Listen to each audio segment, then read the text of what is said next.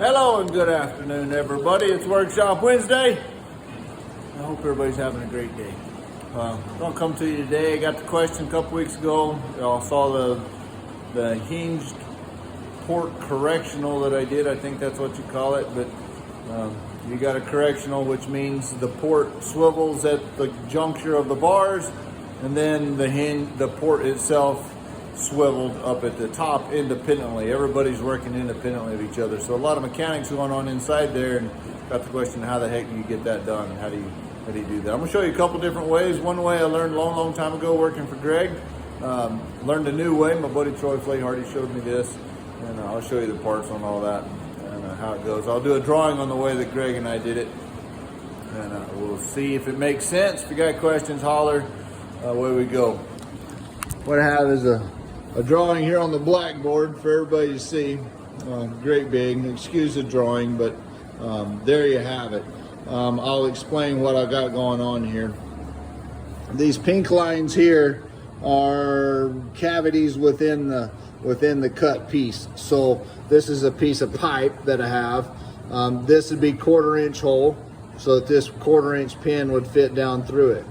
This right here is 3/8 inch hole, because this piece right here, which is a piece of pipe, is 3/8, and it has a 1/4 inch hole that fits in, and then we have a 3/8 plug that will go in here. So I'll explain to you what it is. We put this through that hole, comes through here. You got this piece of pipe, it fits onto this part right here, welded up. You weld that part right there, weld it up, and that makes this become a part of this, but it's independent of this piece here, so that this will swivel. And then you fill that hole up with that 3/8 plug, put it right there. So this is 1/2 inch OD. I usually do this a 1/2 inch long, so this is a 1/4, this is an 1/8, makes that 3/8. So you got 3/8, you got an 1/8 of an inch there, and away we go. You could also do the big port. The way I have here is 5/16 OD, and then machine it down to 1/4 inch. But then getting that dude bent to where that and that are equal, challenging, but that's why we get paid the big bucks. Maybe that's another lecture in a day. You can do this whole thing out of 1/4 inch. It makes it weak. So if you do that, you don't want it real tall, and you definitely want to use stainless steel. So with these moving parts here, everything can wear out real fast. Problem is this wears out and it all goes through that hole, and voila, away you go. Take a lot of time, but stainless on those parts and you should be better. Now we're gonna go in here and I'll show you the parts that Troy showed me. So you'll see in here, got these parts laid out, and it's actually much simpler to weld up because you just have one little weld here. We got these little, see these little, let me get a little closer. You got these little 1/2 inch, or these little 1/2 rings here that fit in these places. We have a machined slot there. Let me see if I can set this up, because I'm gonna need both hands to describe all of this for you guys.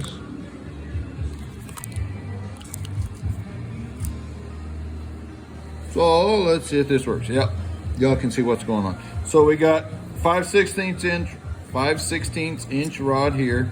I got an 1/8 of an inch slot here that's machined down to a 1/4 inch. So if you look at my part here, it's closed here. I got my slot cut. You do that with a mill, a slitting saw, and that little 1/2 ring will fit right in there. So we put this in here. Our slot matches up. Our slot in this and our machined part there, those two things match up. Put your little half washer ring in here, voila. It won't come out, it won't move. You weld that guy up, clean it up, and voila, away you go. Now, of course, this guy isn't bent. You'd want to bend it first. If you're doing the old hinge port thing, here you go. Cut it on here like this. Little washers go there, you'd weld it there, and then your port would come down here and they would independently swivel. So here's the parts on the hinge. On the correctional, that part would come down there, weld in there, weld your bar here, everything swivels here, and that would swivel there, and away you go. Kind of fun. I hope you guys understood all that. It's if you're non-mechanically minded like me, good luck.